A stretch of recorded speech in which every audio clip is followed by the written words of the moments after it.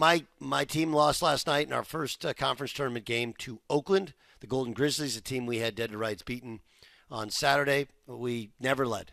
Never led. They played fantastic, and the shots they missed on Saturday, they made all of them last night, and our season is over. And what's interesting about it, and the parallel to what we saw last night at Madison Square Garden, is interesting to me.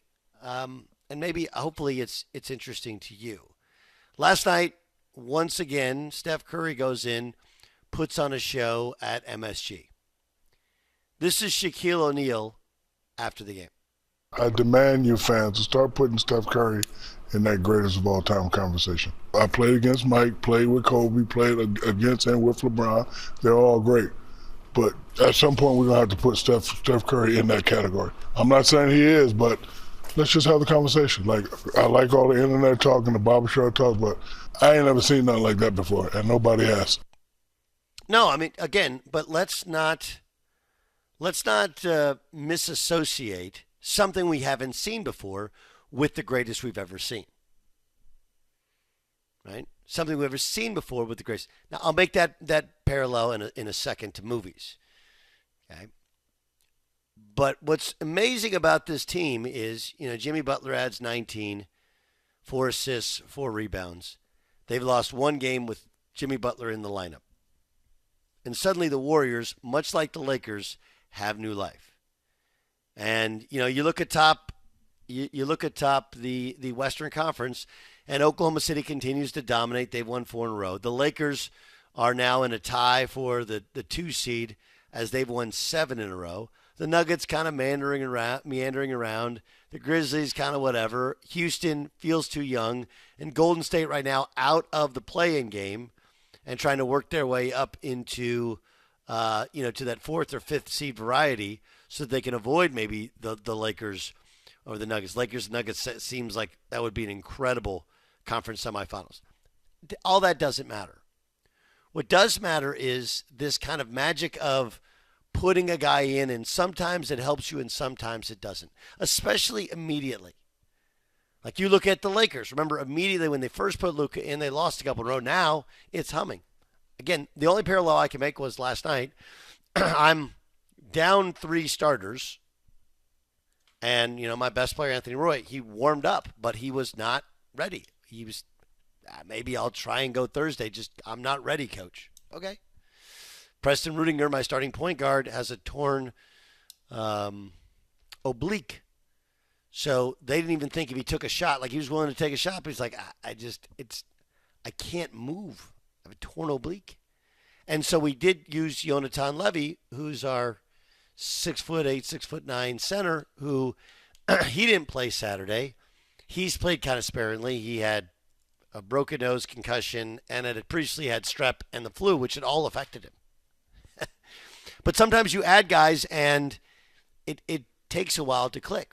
But the reality is that in basketball, when you have a better, tougher guy, eventually you're going to be better because of it.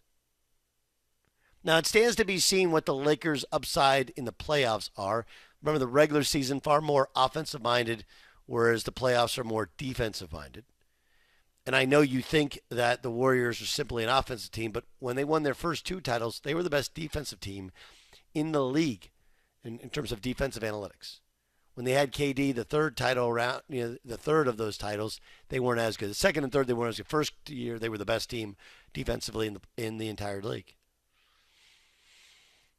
But I think both of these teams are buoyed by better, and it's really, really been interesting to watch Golden State. Now, do I think Jimmy Butler long-term works? Not sure. If there's ever a place where you can kind of be a prickly personality but a super competitor, Golden State's probably that place, right? Because that's really what Draymond is. But this both of these trades breathes new life into the Western Conference. Because before it was Anthony Davis is great, but the Lakers, they're not a championship team. And it was Steph's going down with the ship. They're not a championship team. On the other hand, as much as we all think Steph Curry's the greatest shooter we've ever seen, The greatest player we've ever seen? Like, don't misassociate something you've never seen before with something that's greater than anything you've seen before. Does that make sense? Like, you go to a restaurant and there's a combination of like sushi with pineapple and ice cream. And you're like, I have never had that before. It is really good. Now, is it the greatest food ever? Like, no. But it's just new. You were hungry. It's good. It's different. And you decided to go with it. Like, I love Shaq, but let's not all of a sudden agree with Shaq on one thing because he says prisoner of the moment. And it doesn't mean that Steph Curry's not great, but he's not the greatest point guard of all time because he's not a traditional point guard. You just find the niche for him. Like, well, point guard, shooting guard, whatever. He's the most prolific three-point shooter we've ever seen. Ever. Who's a great player.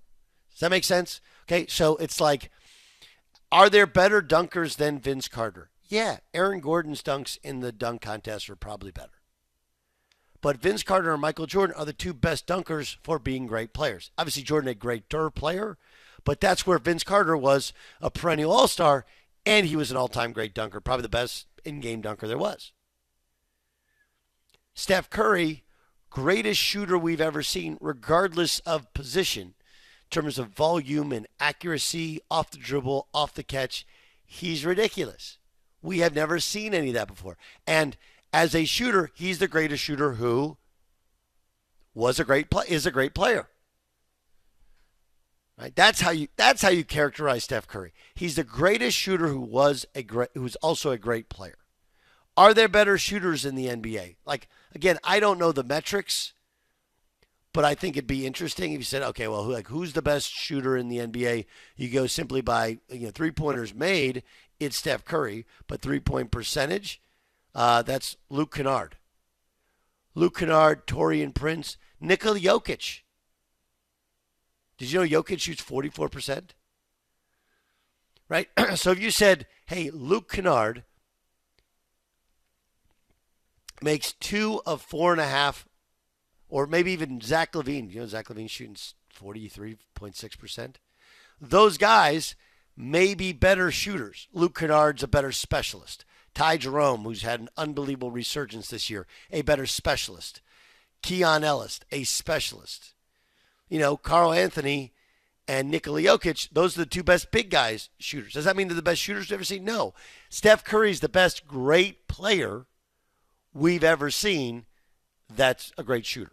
Or the greatest shooter who's a great player. But is he the greatest player of all time? No.